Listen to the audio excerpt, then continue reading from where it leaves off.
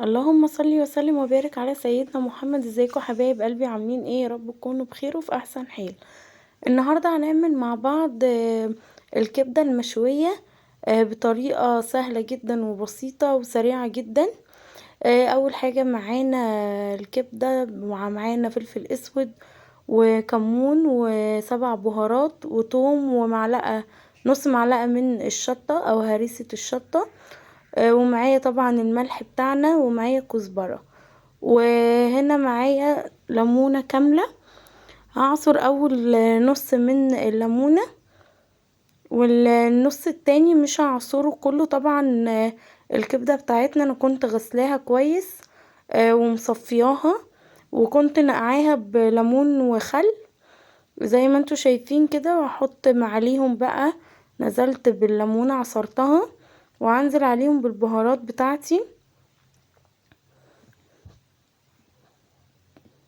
واقلب الكبدة بتاعتي مع البهارات كويس جدا لحد ما المكونات بتاعتي كلها تتجانس مع بعض.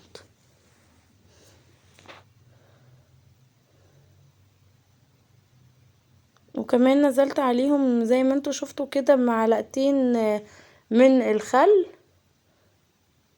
الخل بيخلي الكبدة بتاعتي هنا كده مع التتبيلة دي، بتخلي الكبدة بتاعتي تكون طرية وما تكونش بتشد معايا في الاكل، وبتكون جميلة خالص.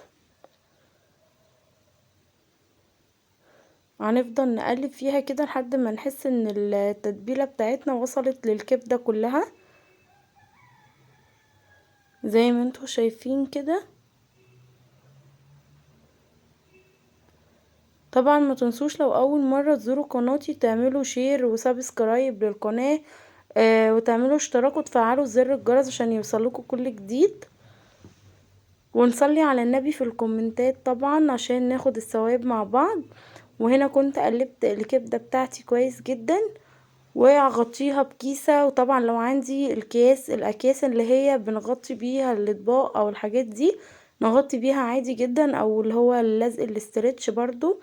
وهنسيبها على جنب ربع ساعة عبال ما الكبدة بتاعتي تتبل كده، تشرب من التتبيلة. هعمل سلطة طحينة، انا عملتها قبل كده معاكم طبعا، وكمان المرة دي هعملها معاكم. معايا 3 معالق كبار من الطحينة، لو عايزين نزود كمية طبعا عادي جدا، وكوباية من الزبادي، وسبع بهارات، ربع معلقة صغيرة، وفلفل اسود، نص ليمونة، ومعايا كمون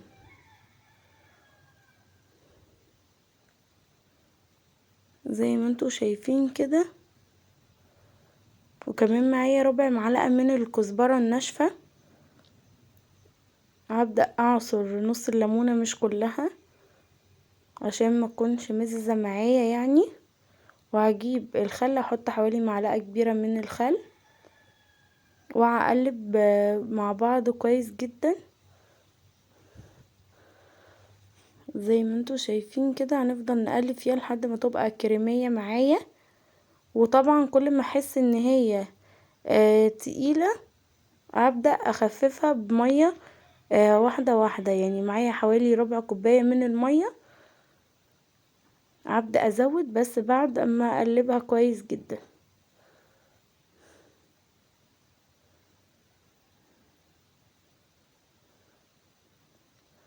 زي ما انتوا شايفين كده بدأت تكون كريمية معايا، والزبادي بدأت تختفي خالص. هبدأ اجيب بقى ايه المية بتاعتي زي ما قلتلكوا كده، وانزل عليها شوية مية هم صغيرين خالص، حوالي معلقتين كبار، وهقلبها لحد ما المية بتاعتي برضو تختفي، واشوف هو ده القوام اللي انا عايزاه او عايزاه اخف من كده. هبدأ اخفف عادي جدا زي ما انا عايزة.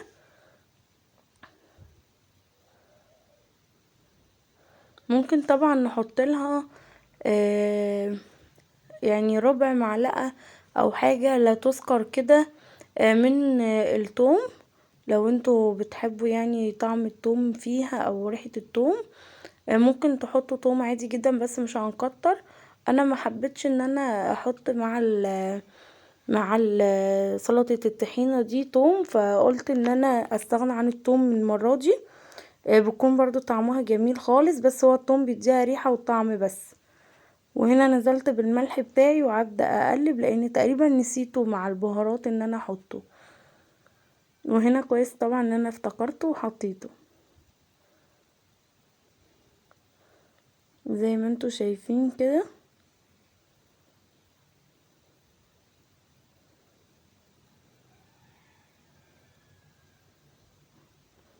بدأت تخف معايا خالص.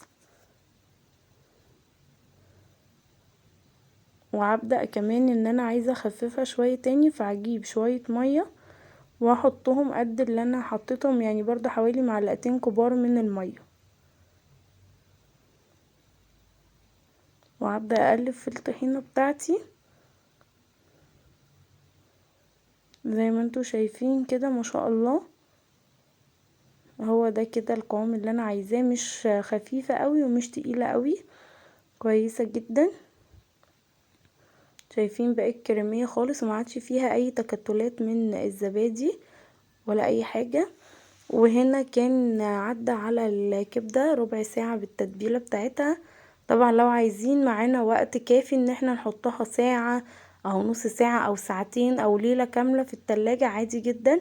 كل ما تقعد في التتبيلة كل ما يكون طعمها احلى بكتير. زي ما انتوا شايفين كده، هبدأ بقى احط الجريل بتاعي على النار متوسطة، ما تكونش نار عالية قوي.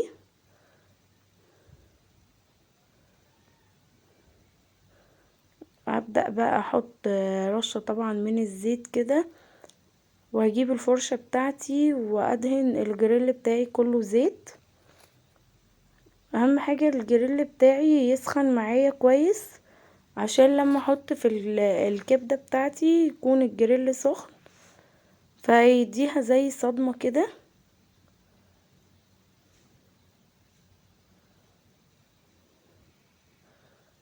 زي ما انتوا شايفين كده، انزل بالكبدة بتاعتي.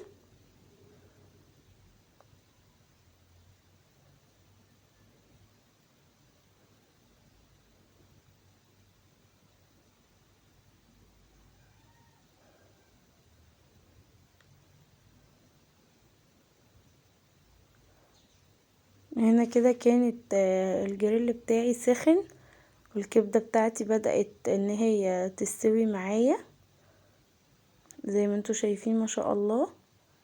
هبدأ اقلبها على الجنب التاني،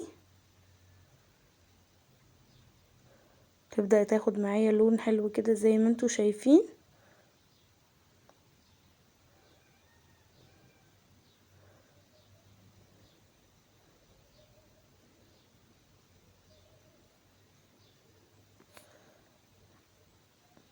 طبعا هبدأ اطلعهم بقى في طبق، الكمية بتاعتي كلها،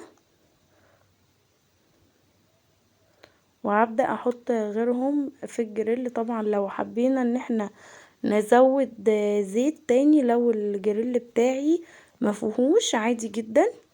ممكن نحط شوية زيت تاني عشان يتحمر معايا الكبدة كده، تتشوي معايا حلو كده، ويكون لونها ذهبي وجميل.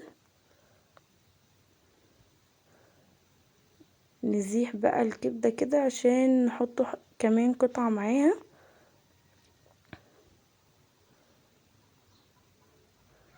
زي ما انتوا شايفين انا نزلت اهو بالزيت تاني، برشة من الزيت. بصوا ما شاء الله لونها جميل جدا، وطعمها كان بجد تحفة.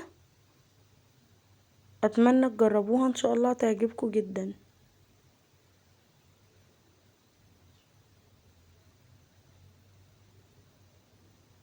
زي ما انتوا شايفين كده، كنت طلعت الكمية، شايفين ما شاء الله. وهنا كنت خلصت الكمية بتاعتي كلها. هبدأ انزل فيهم بيهم قصدي في الجريل تاني. وهجيب عندي قشرة بصلة او لو عندي ورق فويل، بس الصراحة ما كانش عندي ورق فويل فاستبدلته بقشرة البصلة دي.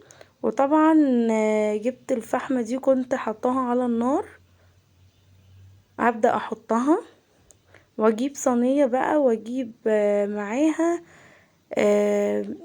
الزيت، انزل بالزيت كده على الفحم، هيبدأ بقى يطلع ريحة الفحم فيها والدخان بتاعه.